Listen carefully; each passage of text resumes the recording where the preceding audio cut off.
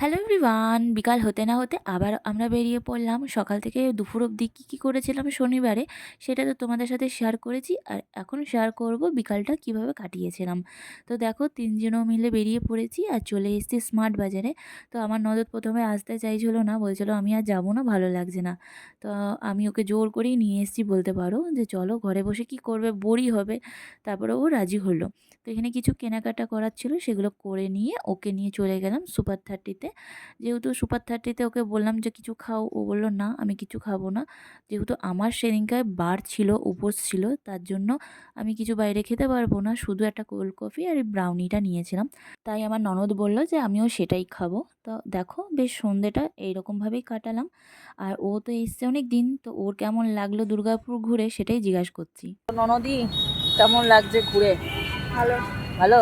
দুদিন তো ঘুরলে দুর্গাপুর, বলো।